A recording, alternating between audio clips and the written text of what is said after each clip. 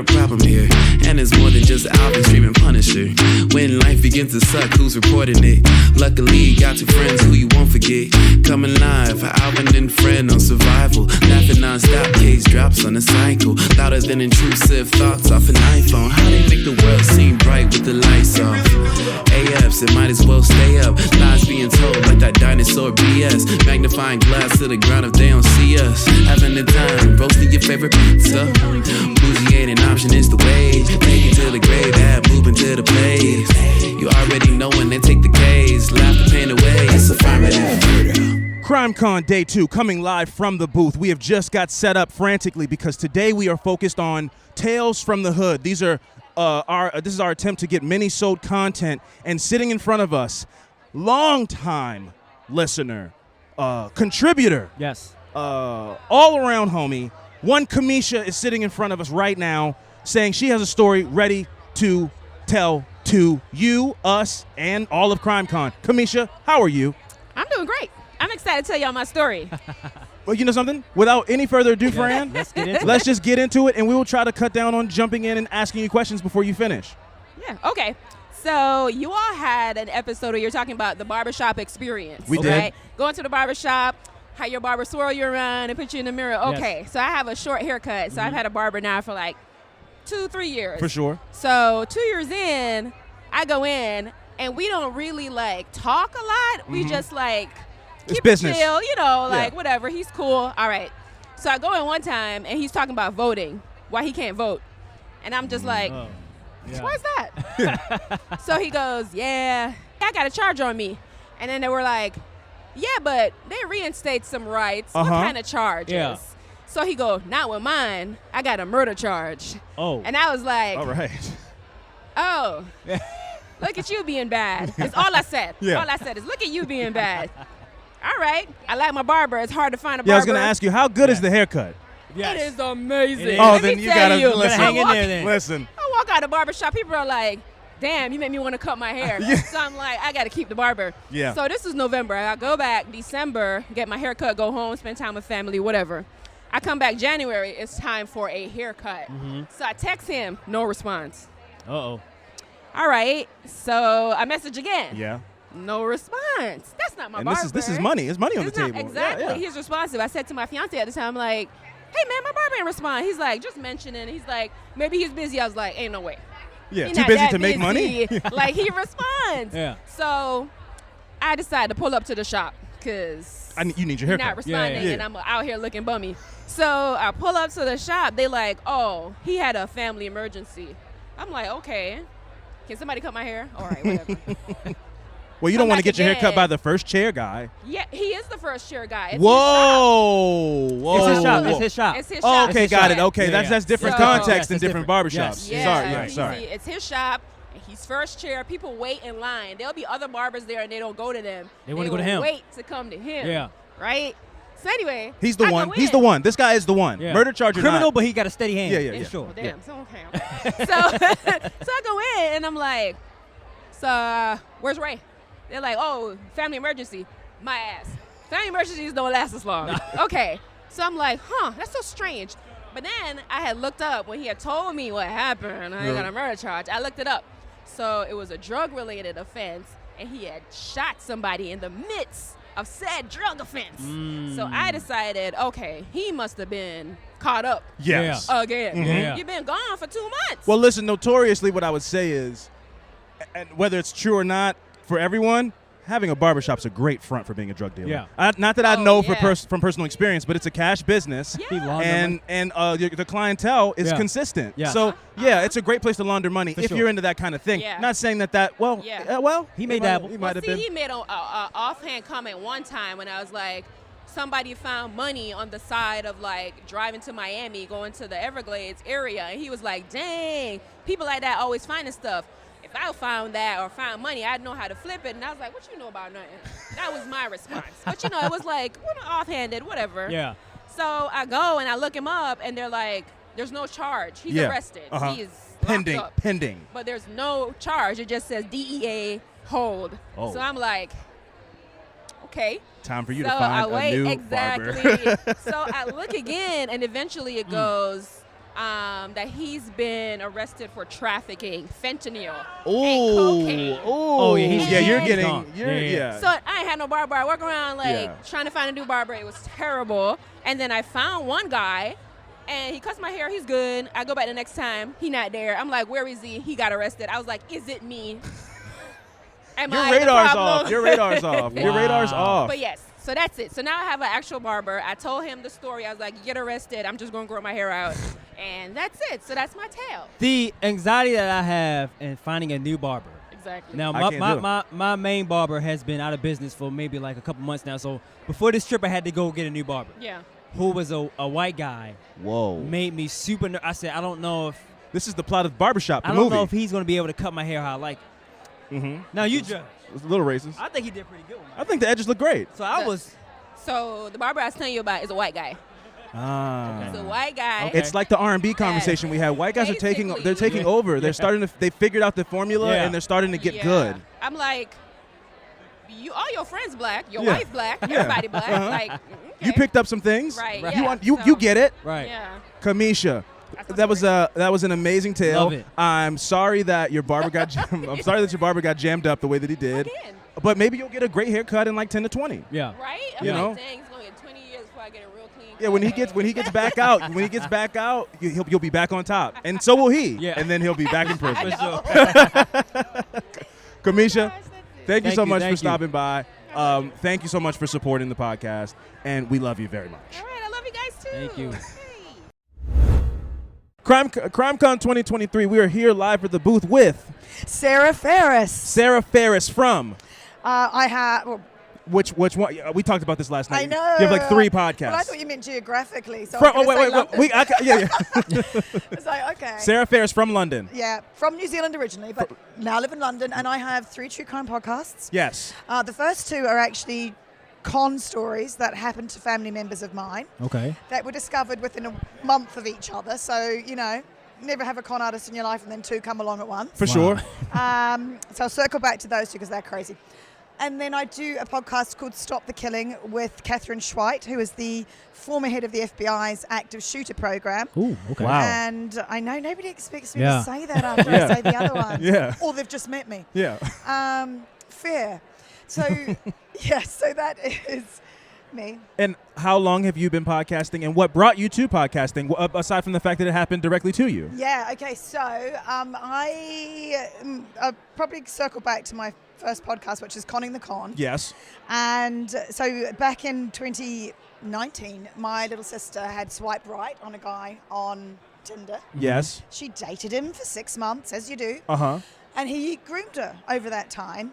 And long story short, she puts money into his bank account. The very next day, she discovers his real name. It pops on the internet that he's a serial con man just out of jail. But the kicker is, he didn't know that he'd been busted. So we decided to hit record and spent the next 2.5 months conning the con right back. So he fled the country. We lured him back. Yes. And there's a whole spy story in between. So that's how I got into podcasting. That you were the orchestrator of this? Yeah. Yeah. Yeah, I know. Again, nobody expects me to say that. Sarah, one, pleasure to meet you. We met last night at a mixer, obviously, but it's Yeah. good to talk to you more. Looking forward to talking to you more. Did not know your story. Now I know it. I'm obsessed. I will definitely Yeah. be listening to Conning the Con, along with the litany of other podcasts that you have. I'm sure that there are 5 more coming in the works. You seem like you. Actually, legitimately, Yeah, there is. You seem like a busybody. And A busy body or a busy person? I take offense immediately to that. you seem like a busy human. Yes. But if you could, one more time, pick all 3, plug them away, Okay. and tell the people where they can find you. Okay, you can find Clueless, the long con, everywhere that you listen to podcasts. It is spelled KLOOGH because the con man's name was Barry Clue. Yes. Okay. The only good thing he did was give me that pun for a title. Sure. Conning the Con. You can find them all basically at Community Podcast, C-O-N. See what I did there? So Community Podcast on Instagram, and that'll link you through to all of my podcasts, There you go. essentially. And one last time, because you are from London by way of New Zealand, real quick, what are your thoughts on beans on toast? knows? Overrated, underrated, just the right meal, awful. Well, I mean, I'm vegetarian, and I can tell you I never eat them. So what does that tell you? Probably. I mean, that should be a staple of anyone's life if I'm a vegetarian, but that's a no for me. You would think so, huh? Yeah. Chili beans, totally different story. All right. Word from Sarah. Beans on toast? Meh. Yeah. Thank you so much for stopping by. Thank you. Love it, guys.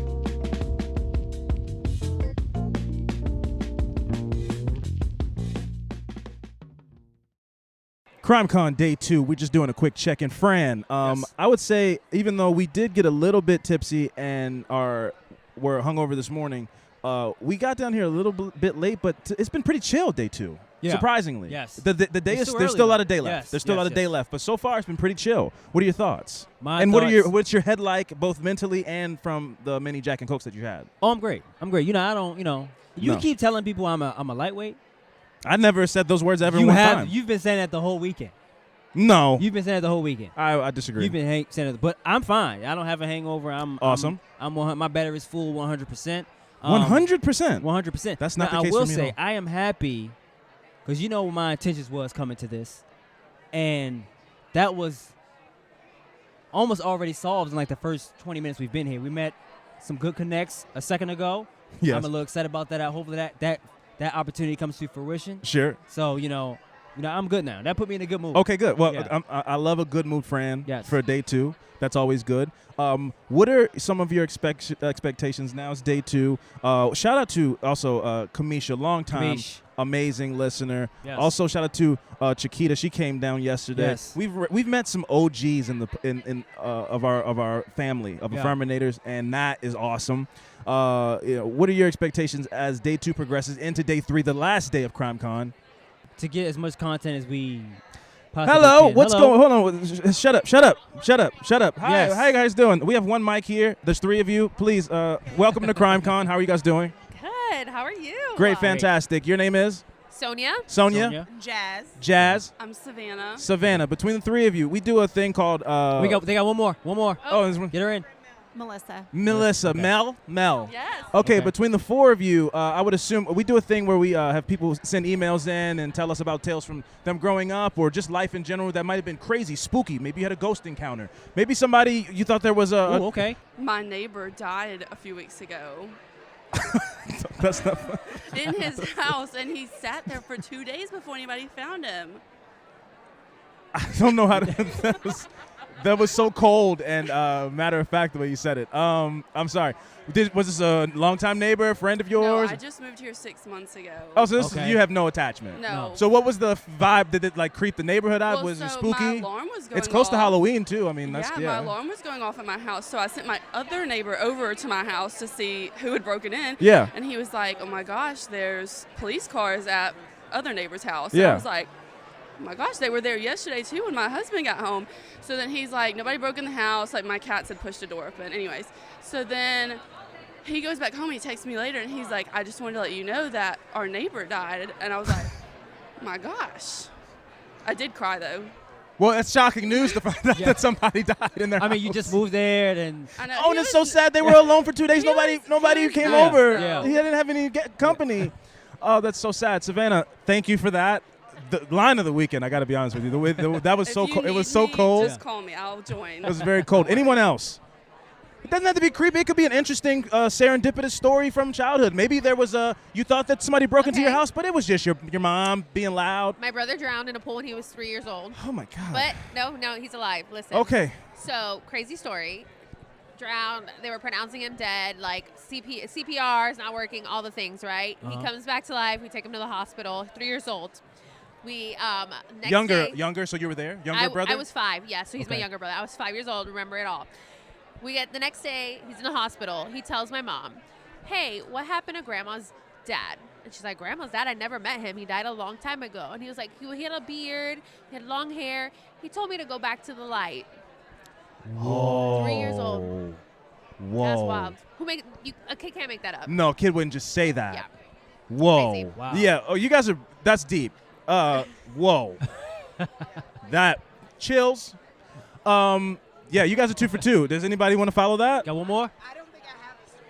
I don't know. Yeah. Well, you can't top coming back to life. I know. No. Yeah, that was. I didn't. I wasn't expecting that. I wasn't expecting. I wasn't expecting that. I wasn't expecting that. For sure, dead neighbor, resurrected baby brother. I don't have anything.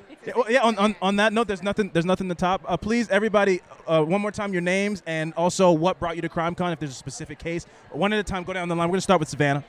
Savannah with the dead neighbor. Adnan Syed got me started on true crime. So, when in Rome. Yes. Melissa, and I just love true crime in general. Like, I don't have anything in particular. All of it. Okay. Yeah. My son got married yesterday, and so we missed the first 2 days, but we're here now. My name is Sonia, and I'm basically a detective, but honestly, the crime that I just need answers for is Bryce Laspisa. Oh, okay. Yes. Okay, Jazz here. I don't know. I listen to a lot of the podcasts that are here, so I heard on a lot of our podcasts they were going to be here, so we came to meet them, and we got to meet y'all. So that's yeah. really And then awesome. look how that goes like that. You know that. Look at that synchronicity like that. What are your top 3 that are here right now? Top 3 that are here. There's one right around the corner. We just met her, and I can't think of anything. Well, the ones that brought you Now here. that The there's ones a that. microphone in front of me, I can't think of anything. It's my favorite podcast. Listen to it every week. Okay, the Be a Detective game, Lies and Alibis, Okay. and Affirmative Murder. Yeah, that's what I was. It took her a minute. It took her a minute. It took her a minute. I was like, it was a test. The It was a microphone test. We're gonna say yes. So thank you guys so much for stopping Thank you, by. I thank hope you. to enjoy Thanks for CrimeCon. having us. Maybe we'll catch you guys wandering around later, and we'll meet once again. Yeah. So thank you guys so much. You too. Thank you. CrimeCon, we're reporting live from the booth. You never know who you may run into, and we are sitting here with a criminology professor named. Christine Zozula. Oh, Christine, we've been talking, obviously, before we started recording, and then we found out what you do. It's very much in the wheelhouse of what we like to talk about. Yes. Yeah. So how did you get into the profession, and what are your thoughts on an event like CrimeCon? Yeah, so I got into the profession. I went to undergrad, didn't know what I wanted to major in, loved sociology, loved anthropology, and then I went to grad school. I was super interested in specialized courts, so I was really into like crime. I was really into how the criminal justice system works. Yeah. Yeah. Went to grad school, got a PhD, now a criminology professor. Ooh. Bing, bang, Yeah. boom. Yeah. Bing, bang, boom, criminology professor. What do I think about what's going on here? I'm studying how people who aren't criminal justice professionals get interested in crime and Yes. criminal justice. So this is like This is ground the- zero yes. Yeah. for Yes. that. Yes. I'm incredibly interested in conversations that are happening around racial inequality in the true crime space. Like, there's been good representation around that. I've seen there's been shockingly good conversations around the ethics of true crime Yes. Yes. during this convention. What is one of the highlights? Because I'm big into those conversations, you know, and I think that, you know, people whose stories are being told should have a hand in how they're told, and you know, and with the direction that they go. And so, Yeah. what are some of the best conversations or topics you've heard in that space of ethics? Yesterday I went to a panel from like the Black and Missing Yes. group. That was incredible. These are their flyers. Yeah. These Yep. are their flyers. They do incredible work, amazing work. Yeah. Yeah, I really liked them, and I think otherwise just honestly having conversations with the different people at booths. Yeah. Like that I'm liking more because I get to actually connect with folks Yeah. For rather sure. than just sort of like listen and take it in. Yeah. And what are your thoughts on couch detectives? Good, bad, doing the necessary work, picking up where slack is left off? That's kind Get real. of what I'm trying to Yeah. figure out You don't with know- my yeah. research. I think in academic criminology, there's been a documented history that, like, since the 1990s, criminal justice ideas have permeated spaces that aren't criminal justice places, Yeah. and that criminal justice institutions have promoted like community involvement through like neighborhood watches. Yeah. I studied specialized courts, community courts, Yeah. where they involve the community in punishing people who did low-level quality of life crimes. Yeah. So there's been like a big movement outside of the true crime space in terms of like involving amateurs Yeah. and community members. And so in some ways I see it as another way that the criminal justice logics permeate Yeah. all spaces. Where like everybody's being criminalized. Exactly. Yeah, yeah, for exactly. sure. Yeah, What do yeah. you guys think about? Well, I find it interesting that when something becomes a trend, everybody wants to be the person to solve something. So sometimes you need to let an investigation play out, but for TikTok views, somebody might make up a hypothetical situation and then muddy the waters around something that's actively being, I agree with that. And now everybody's saying, yeah, well, they definitely killed their brother because I heard on a Reddit thread that this happened. Yeah. And now that TikTok goes viral, and then now telephone happens, and Yeah. now that's just the facts Yeah. in the world. So when you bring that case up to somebody who casually heard about it from this TikTok, they think they know exactly what happened based on somebody that just made something up to get clicks. Yeah. So Also, a lot of misinformation as well. a ton of misinformation. And that's where journalistic integrity is important, because if it's a bunch of people who don't really understand the ethics of sitting on something and checking your facts and making sure that you've checked all your boxes off, then you can be muddying an investigation and causing it to go a bad way. So that's one of those ethical conversations that I like to have, because I do think that it's good to have a community resources, like everybody focusing in and trying to put their information in. But when it starts to become lucrative or you want to get popularity, now it's not a community. It's everybody's trying to become the head person, the person that discovered this information. So it gets, that's where the ethical part comes in, where it's like, well, why are you doing this? Exactly. It's like, are you doing this for your attention, or are you doing this because you genuinely have found some information that you want to contribute to the group investigation? Exactly. So it's like, I don't think you can have one without the other. So I don't see a world where everybody just figures out how to do it the right way. There's always going to be like an element of like disingenuous people who are just, trying to ride the train of what everybody's talking about.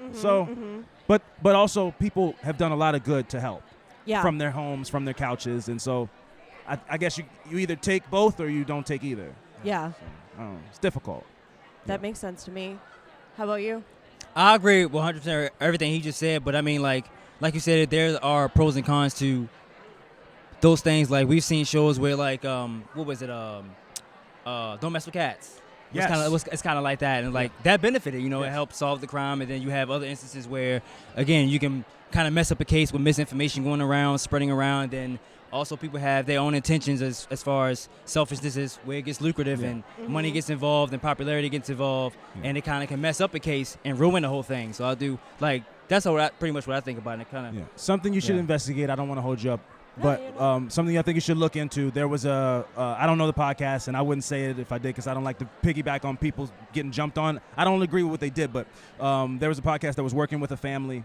The family shared with them some autopsy photos and some case information and stuff like that, and they took that stuff and they put it behind a paywall. And it was like sometimes like there's some people here that are wearing like shirts that are like offensive. Yeah. I saw a guy that had a shirt like the whole side of it was like blown out with blood. So somebody, trusting you with their information and then you putting it behind a paywall, or the way that people wear merch. So who do you blame for that? Do you blame the consumer or it's the celebrity it's the commercial aspect of the space. All right. But my point is, when those kind of things happen, for most people in this space, you know it when you see it.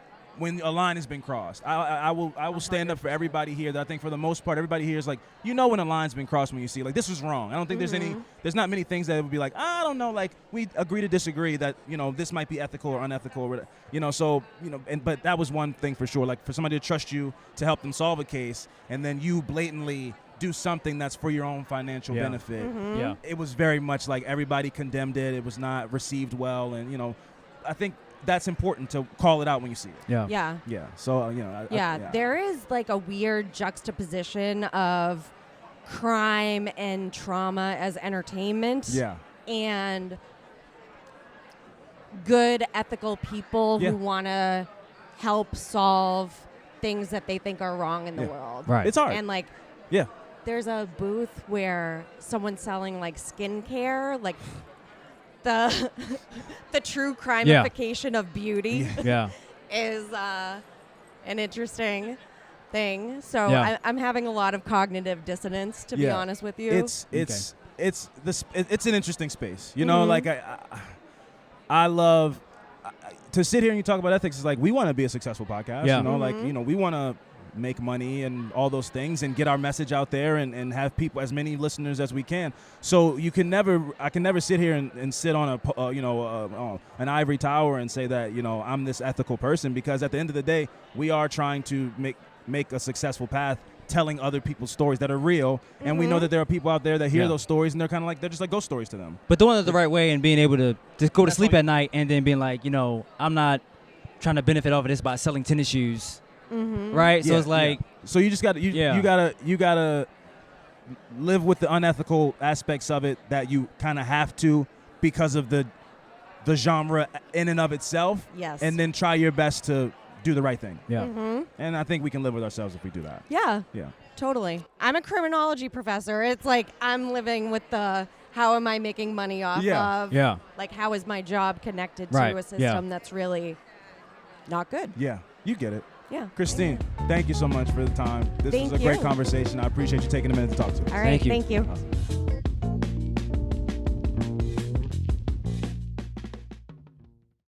We are reporting live from the Crime Con podcast row.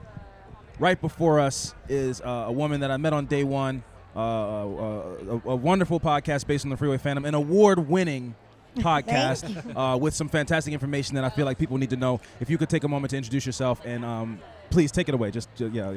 Sure. My name is Jamie Albright. I'm a podcast producer at Tenderfoot TV.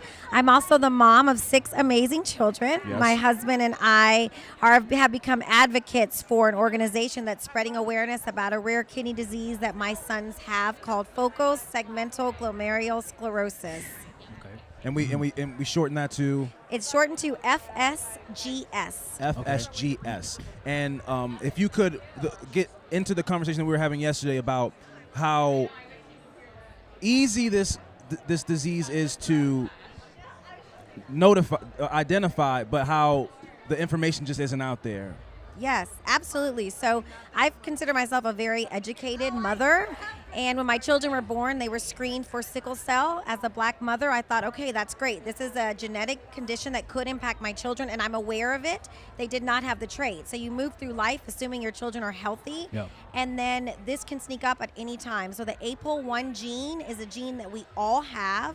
White, black, doesn't matter. But in black Americans, it mutated in order to keep us healthy from African sleeping sickness. And so it lays dormant in our bodies, and something can trigger it. And once it's triggered, it starts to attack your kidneys, and you spill protein with little to no symptoms. And so my son was in the gym 3 times a day, healthy 17-year-old, doing great, ready to go off to college. And we randomly discovered this. And I remember feeling like the rug was pulled out from under us. Yeah. How has no doctor at every physical my children have been at told me that they were at high risk of kidney failure? Wow. Because that is the worst case scenario of this. Yes, and what a lot of people don't know is this is not uncommon. Alonzo Mourning has FSGS. Oh, wow. Oh, wow. Okay. Brian Kennedy, Rihanna's producer, has FSGS. Freeway Philadelphia, the rapper, has FSGS. And so we've got to get the word out to black individuals, especially parents. Yes. There's this narrative that, we don't go to the doctor. No. Yeah. That can be the truth for some people. But a lot of us do go to the doctor. Yes. A lot of us take our children for physicals. And it just takes a urine screening once a year to see if there's protein in our children or our urine. Yeah. And medical companies no longer pay for annual screenings for children of urinalysis. It maybe costs, $8 or $10? Yeah. Yeah. To save your life. To save your life, literally. And I think a big part of what you're saying about that stigma, about that, black people don't go to the doctor or all those things, there's a distrust. But if you hear this information from a voice that you can trust, a family member, a friend that looks like you, that, knows your experience, hey, man, listen, there's this thing called FSGS. You should check for it. And, me coming to you as somebody that you trust and know, go get checked out. I think that's important. But you don't know if you don't know. Absolutely. I feel like anytime I see a black person, I just want to run up to them. If I see them with their little children in the store, I feel like I've become this person that if my sons would not have been diagnosed early, basically you typically collapse or get very ill, and you are in full end-stage kidney failure. Yeah. So she said you're perfectly healthy. Yeah, no, and that just happened. Is it genetic? No. So it is genetic, Okay. but remember, in African Americans, we do have this gene. I'm not a geneticist, so I will not try to explain it. Yeah. But we get these genes from our parents. So I actually just got tested to see if I have the gene, which obviously I do because our sons have it. Yeah. But it could be that my children got one from me, one from my husband, and there's all these different components that add up to it.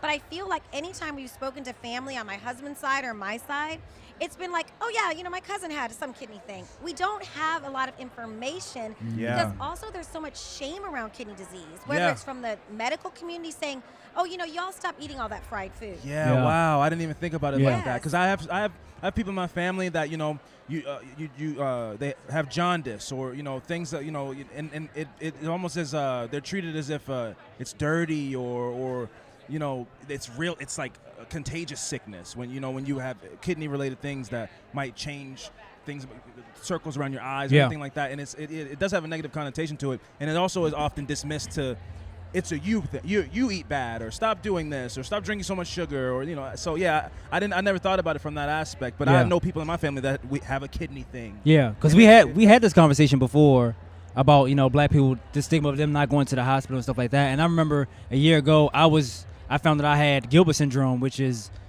genetic as well, but it's not life threatening. It's just when your liver is not producing the bilirubin to break down the stuff in your body. Yeah. But it's jaundice is associated with that as well. But it's just you find out by mistake. Yeah. It's always by accident. It's never like, you find out when you're born. It's always you go to the doctors, get some tests done. You go, oh, well, you have this. And then you go like, the first thing you think of is like, yeah, because then you go, is this, you get scared, is this life threatening? And then they go, nah, it's fine. It's just something that's been passed down. And you go, but you still want to know that, so you can act accordingly. Right, exactly. Yeah. And that's the key. If you can be screened early, like we do with sickle cell, and you have the gene, then you're able to say, I need to have my urine checked every year, my child every year, so that we are just looking for it. And it can be a scary thing, but I would have rather caught it earlier. So my son that we caught it in first was 17, turning 18. Yeah.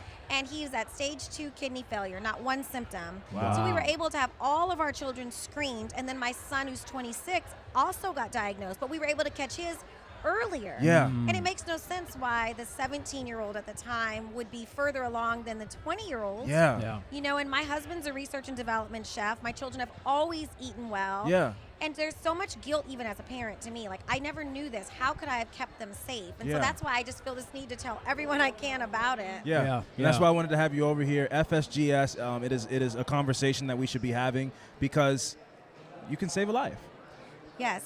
Absolutely. So let me say one more thing about FSGS. Oh, please. Okay. Yeah, no, please. The way that we got the most help was through an organization called NEFCure. They also work with, like I said, Alonzo Mourning, Brian Kennedy, and they are doing free testing for the gene through an organization. Anyone can order the kit and see if you or your child carry this gene. Oh, wow, okay. And so NEFCure provides patient advocacy and support. They have been a blessing to our family. Honestly, you don't know what to do when you get a diagnosis like this, and they have walked us through every step.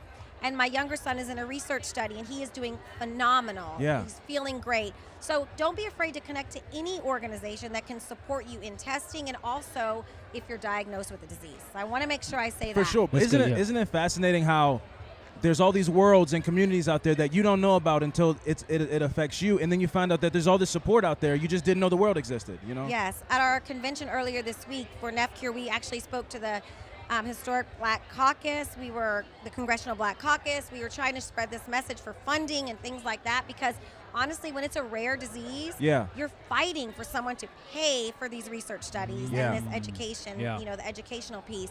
So yes, and I tell my NEFCure family, it's like the family I love so much, but I wish none of us had to be there. Yeah. Right? Yeah. Bittersweet. Yeah. Right. It's bittersweet. But so thank you for that. And for the podcast, yes, last night, Freeway Phantom won Outstanding Docuseries of the Year, the CrimeCon Award, which is such an honor just to be nominated and then to make the top 5 and then to win. Yeah. And that's Congratulations. a story of at least, thank you, 6 black girls who were sexually assaulted and murdered in D.C. Yeah. And it's unsolved for 52 years. Yeah, so. we are from Baltimore, and the amount of Amber Alerts we get and just news we get from the D.C. area that, you know, these kids go missing so often, even to this day, you know, aside from the Freeway Phantom case, it's like it's still happening. Yeah. You know, there's so much, you know, sex trafficking happening in the D.C. area, and I don't know what it is about D.C., if it's because it's such a, you know, worldly place, people flying in and out all the time, but it just feels like it's a rampant problem that I'm glad that people like you are addressing, speaking about, and shining a light on. Yep. So thank you for that. Yes, and I would encourage companies. We partnered with iHeart and Black Bar Mitzvah.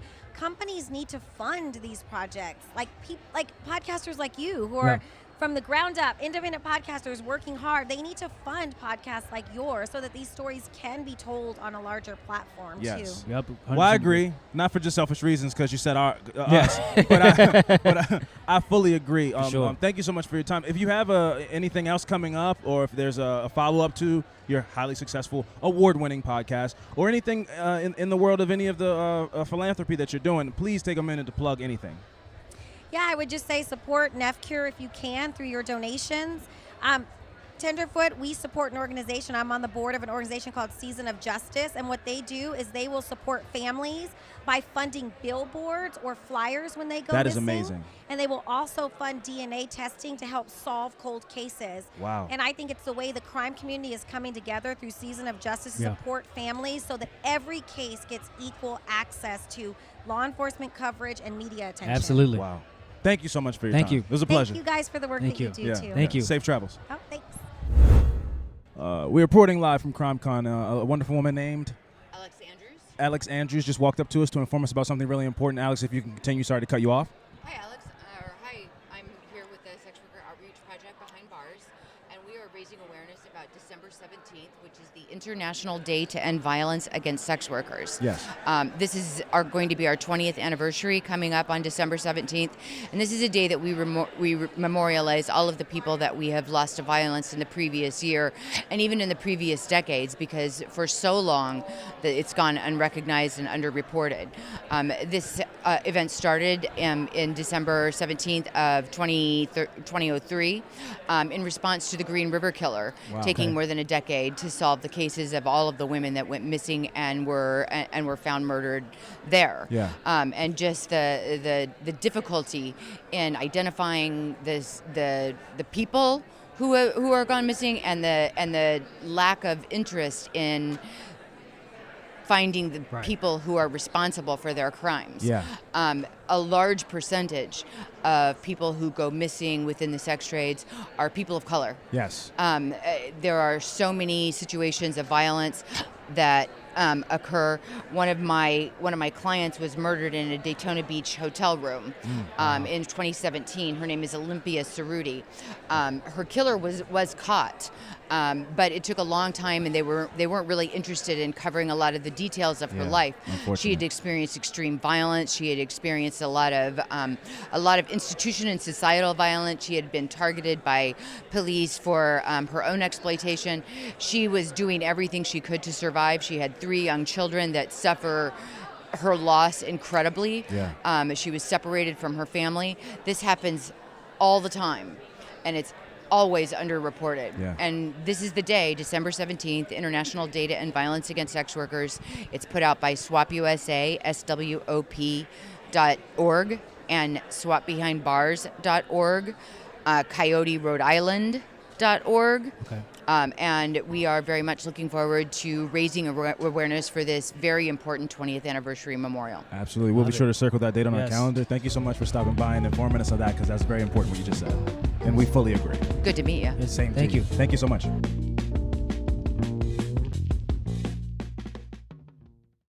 CrimeCon Day 3, we are back again live at the booth.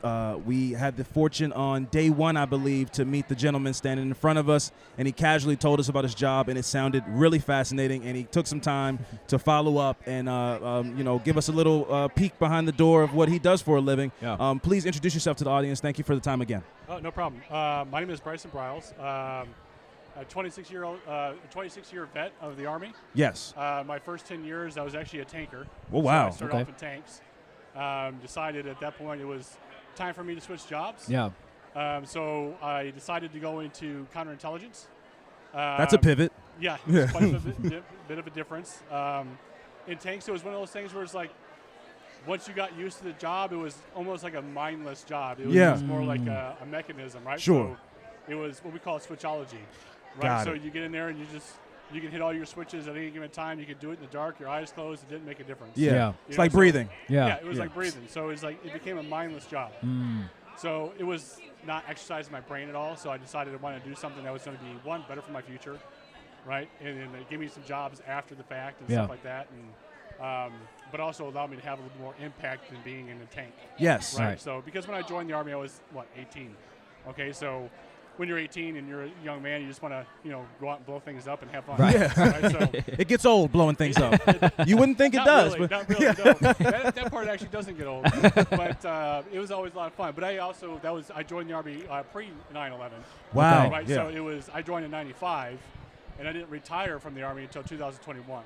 Okay. Wow. Right. So Thank you for your service again. Yeah, no problem whatsoever. So from 2005 all the way on until 2021, I was a counterintelligence special agent.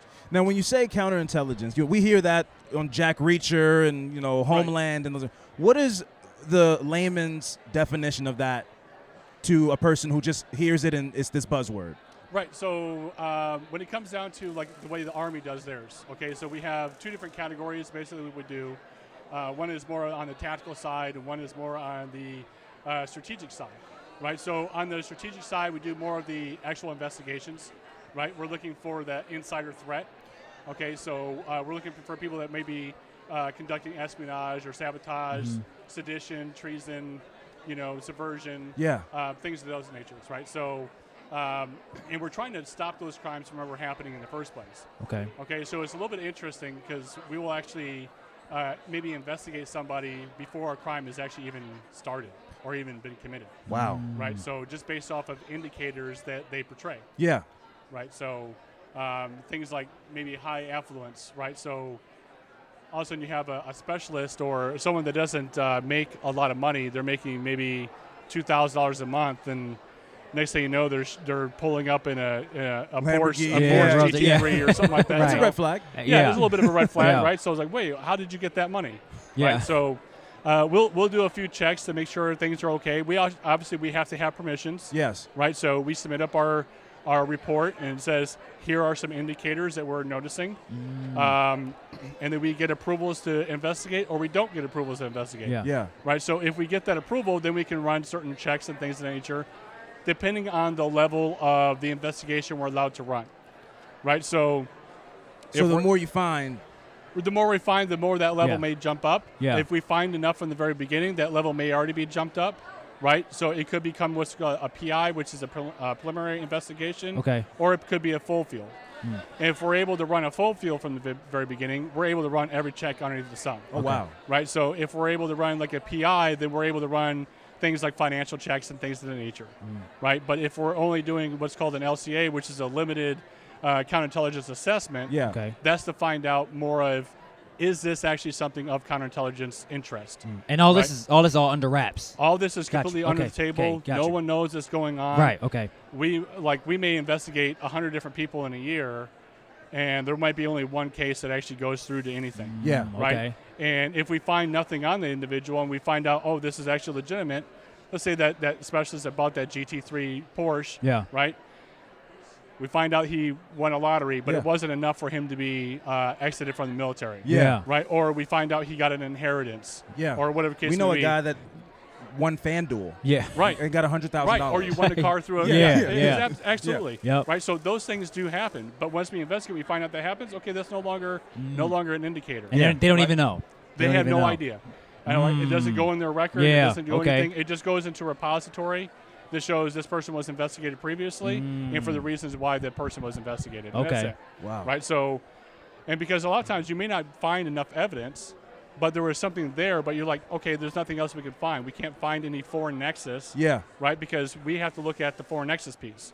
Okay, so, which makes it a little bit different from a lot of the pieces that a lot of law enforcement that are here in the United States. Yeah. So we're looking for that foreign nexus of people that are from a foreign state or whatever Right. it case to be that might be recruiting these individuals to pass them classified information. Like a sleeper cell. Sleeper cell type of thing, right? And they're trying to find that insider threat. Yeah. Okay, so the foreign guys will come in and they'll say, okay, we want to know this specific information about this technology that you guys are building, right?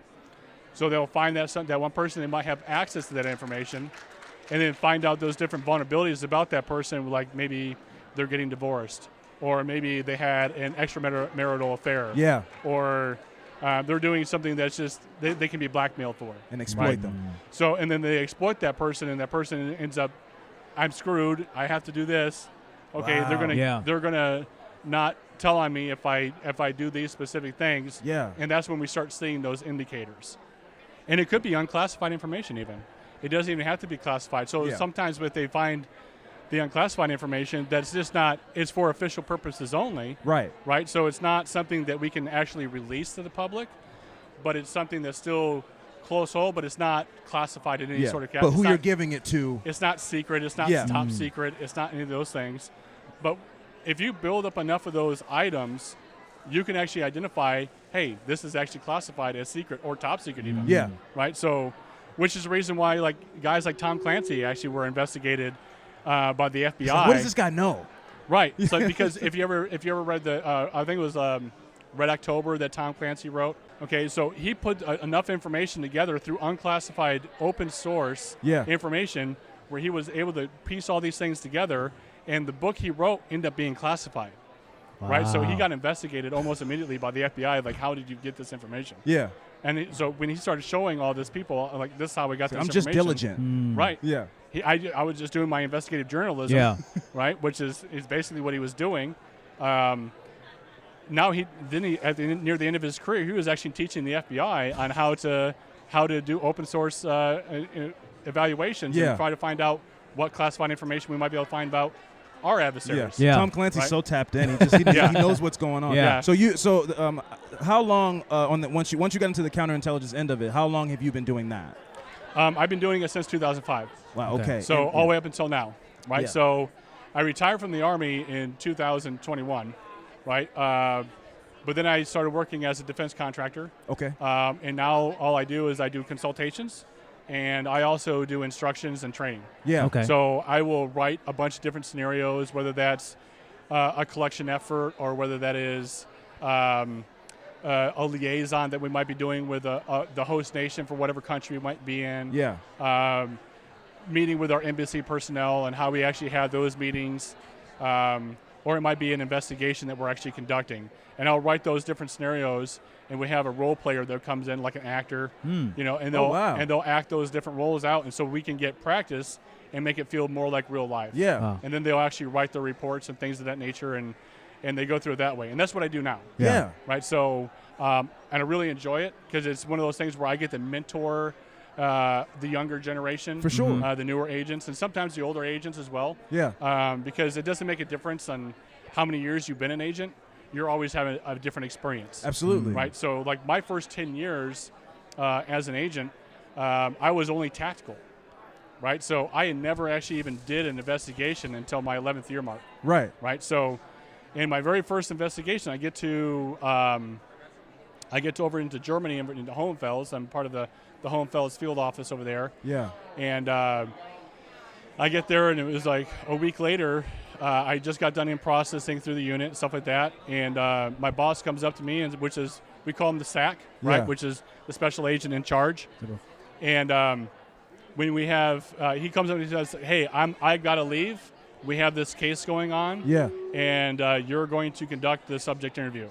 Right. So now I'm talking to the actual guy that we know for a fact is at this point in trouble. Yeah. Committing espionage, things of nature. So my very first interview as an investigative act was an actual subject interview. Wow. And was it intense or? It was very intense. It was very intense. But we came up with a lot of different theories on what could be happening with this guy. We had a crap ton of evidence. And then when we got done to it, it's like we started going through all these different theories, started practicing and rehearsing, how this interview was going to go. Yeah. Before we pulled him in. And I was like, I was playing the devil's advocate and say, and what if this guy is just doing this? Yeah. You know what I mean? And everyone was like, no, there's no way. We have all this evidence. This guy's guilty, guilty, guilty. Yeah. Everyone all the way up the chain was like, this guy's guilty, guilty, guilty. You were like, but what if? Yeah. So but I was like, what if it's not? What if he's just bored? What if he's just doing this because, I mean, 'cause the guy was basically, how I want to say this without going into too much of the details, is like he was having a lot of connections with foreign women. Got right? it. So what would be called the honeypot. Got it. So because dude was not a good-looking guy. Yeah. He was much older. Sure. Right? Kind of looked like a Quasimodo-looking guy. Sure. Right? But his DMs were just flooded. Right. Yeah. Absolutely. Yeah. And he was always showing off these really gorgeous models and I'm hooking up with this girl, I'm hooking up with that girl. Yeah. And that gets reported to us as an indicator. Yeah. Right? And we're like, Because okay. this guy's All right. ugly as shit. yeah. So I do have a question. When you guys are investigating and trying to find these indicators, is it a team of you guys? Is it like steps? Is you you do your research and I'll pass the file down to this person to get the next? We do a daily meeting. Okay. Right? And there's usually, like my field office at that time there was 4 of us in the field office. Okay. We had the SAC, myself, and 2 other agents, right? And remember, so the SAC is the special agent in charge. It's SAIC. Okay. Not SAC. Yeah. Right? Or SACK. Right? So we always do these daily meetings, but our SAC was getting ready to go to Poland. Yeah. Right? So he had to deploy to Poland for his mission. So I was basically in charge at that point. Right? So I had these 2 younger agents with me that were still in the probationary program. One was extremely smart. She was an analyst before she became an agent, and she really knew her stuff. Yeah. She was able to pick up on a lot of different things. We had a lot of permissions to go into, like his work computer, things of that nature, and verify what he's searching for and all this other kind of stuff. His level of access, which he had access to a lot of things. Yeah. Not just on us, but on our allies as well, with NATO and things of that nature. Oh, wow. So this guy definitely had a lot of vulnerabilities. Yeah. Right? And I was just like, what if this guy's just a man Likes whore? talking to women online. What if he's just a man And they're whore? like, no. And, You're wrong. You're wrong. And they're like, no, that can't be because all this stuff he's got and all these printouts he's made and everything else. And I'm like, okay, well, let's run it both ways. Yeah. Right? So I decided to go with the calm, cool approach at first and decide, to find out exactly what's going on. We read him his rights at the very beginning because obviously if he says anything, then we have to make sure he's got his rights read to him. Yeah. And he didn't understand what was going on at first. And then after I read the rights, now we can talk about it. Yeah. Right? I said, we're here to talk about this. And his body posture instantly went from being really closed to really open. Like, really? That's what we're here for? Okay, great. What do you want to know? You know what I mean? I'm like, okay. Yeah. And so we started asking these questions. He gave us everything. Yeah. He gave us his personal laptop. He gave us his phone. He gave us all of his account information, his usernames, passwords. He goes, mind you, you're going to find some dick pics and things of that nature in here. And he goes, because this is what I'm doing. But I love talking about this. Right, Yeah, but he did. He was proud of it. Yeah. Yeah. Right? He's like, oh, y'all here for something something Yeah. different I thought y'all got he before. was. He was just legitimately a man. Yeah. Right? Yeah. So So you were right. Yeah, I was right. Yeah. Right, Yeah. So Yeah. we found the guy innocent, but at the same time, he also presented a lot of vulnerabilities. It looked really bad. Right, so we have to write that up, saying that he's got these vulnerabilities. Here's the reasons why, and he ended up losing his clearance over it because of the vulnerabilities. Yeah. That's what I was going to ask. You know, So you can pass the test of in the background that you do, but still have enough red flags that it's like we're going to keep an eye on this. He passed the test as far as being innocent, right? But he didn't pass the test as far as still being on the hold of clearance, right? Okay. So. Because of all the vulnerabilities he still had, right? So, and that stuff like that happens too. Like he didn't go to jail, right? He doesn't have a crime on his record, but he got essentially demoted, right? Yeah. But he lost his clearance access, right? Wow. So, but that's right there is a vulnerability, and it's one of those things that you never know what's going to happen, right? So my philosophy is anytime I'm going after somebody, I want to prove them innocent before I can prove them guilty. Because if I can't prove them innocent, then they're probably guilty. Well, then they're probably guilty. Yeah. Right. And I've done a total of 10 cases. I'm sorry, 11 cases, and I've only had one that I couldn't find innocent.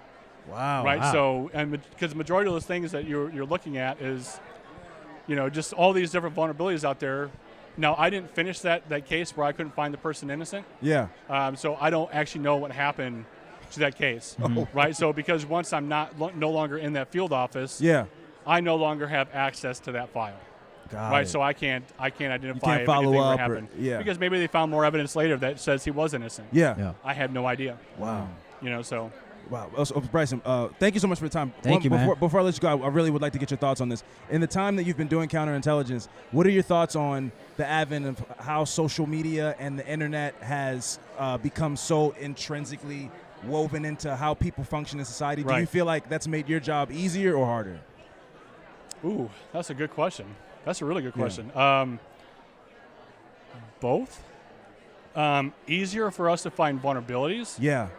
But then, like, everything's a vulnerability. Right. People put so much out there. Right. Yeah. It's easier, I think, for us to find vulnerabilities, but I think it's harder for us to, because it's on their personal media, we have to have a lot more permissions. Right? Okay. So it's harder for us to say that we can do those certain things. Right? So their vulnerabilities may only being shown on social media, and we can't just search somebody's social media just because. Yeah. Okay. Oh, wow. Okay. Right. Wow. So as Army counterintelligence, I'm not saying other agencies can't in do your that own stuff. time. But legally, in legally, the course of the you investigation, can't do that. Wow. Right. You can only do that once an investigation is actually opened on somebody. Right. And you have those permissions. Yeah. Right. So that part makes our job a little more difficult. Yeah. Right. So, but we do have what's called open source investigators as well. They will look for indicators on open source that will allow us to do certain things. Yeah. But they have a mission and a job to do that, right? And they have to look at specific people that might be working within a specific field that that we know our adversaries are looking for, and so therefore we may monitor those items. Yeah. And we only monitor based off of red flags that we come in the system, like if they're posting about something at work. Yeah. Right. So if they never post anything about work, but they have all these other vulnerabilities, we'll never know. Yeah. Right. So, yeah, it's just one of those things. So it's interesting. Yeah. Well, Bryson, thank you so much for your time. Hey, no really problem. appreciate it. You coming back around. Absolutely. And that was fascinating information. Great, man. Thank you so much.